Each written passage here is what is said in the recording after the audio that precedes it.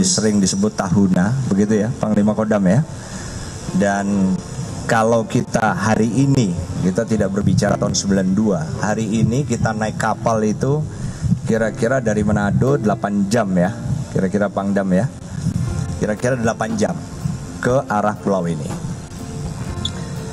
Jadi seseorang yang kemudian diberi nama Aprilia Manganang tidak seberuntung kita semua.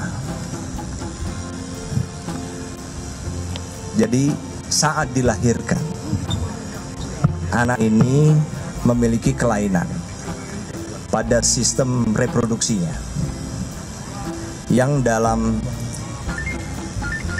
terminologi kesehatan disebut hipospadias. Sebetulnya kelainan pada sistem reproduksi laki-laki ini atau hipospadias ini cukup sering terjadi. Jadi bahkan menempati peringkat kedua dari jumlah kasus yang biasa terjadi untuk kelahiran bayi laki-laki.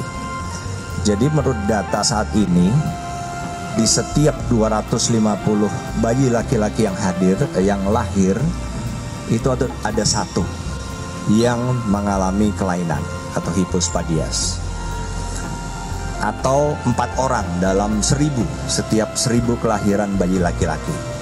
Jadi secara hipotetis, kalau Indonesia memiliki jumlah penduduk 270 juta jiwa, maka di Indonesia ini ada, hipotetis ya, ada sekitar 1.080.000 anak laki-laki yang lahir dengan kelainan pada sistem reproduksinya. Kebetulan ayah dari anak ini yang bernama Bapak Akip, nanti akan saya tampilkan, Bapak Akip Manganang. Ini pekerjaannya adalah buruh perkebunan. Kemudian ibunya yang bernama Ibu Suryati itu juga pekerjaannya waktu itu sebagai asisten rumah tangga. Kemudian ayah dari anak ini, Bapak Akip tadi, pendidikannya juga hanya lulus sekolah dasar. Kemudian ibu dari anak ini kebetulan tidak menyelesaikan sekolah dasarnya. Jadi pada saat dilahirkan anak ini, yang membantu persalinan adalah para medis. Jadi para medis di rumahnya, sehingga yang terjadi kemudian, karena anak ini lahir dengan kelainan sistem reproduksinya dan kebetulan masuk di kategori 10% yang kasusnya serius. Jadi hipospadias ini mayoritas atau 90% itu tidak serius, sedangkan yang 10% atau lebih jarang terjadi serius. Nah, inilah yang kemungkinan membuat para medis maupun orang tua saat kelahiran anak ini melihat hanya secara fisik bahwa anak yang dilahirkan adalah anak perempuan. Kondisi ini terus berlangsung sampai dengan Aprilia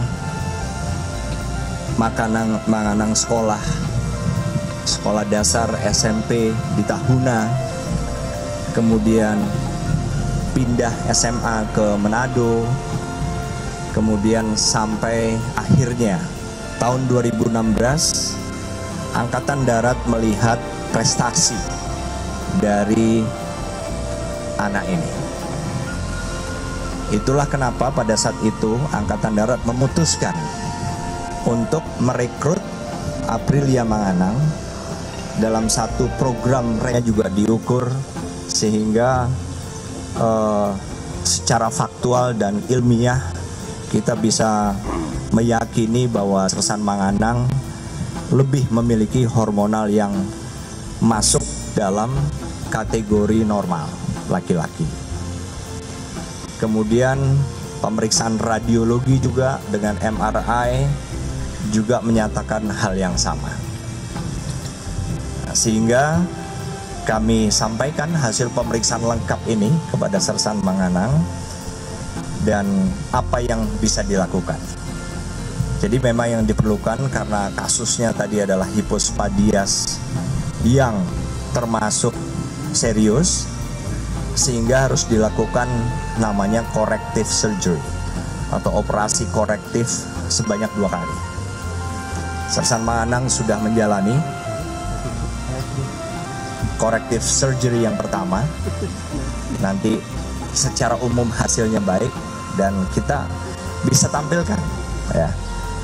Coba TNI Angkatan Darat, dia menjadi bintara di komunitas ajudan jenderal.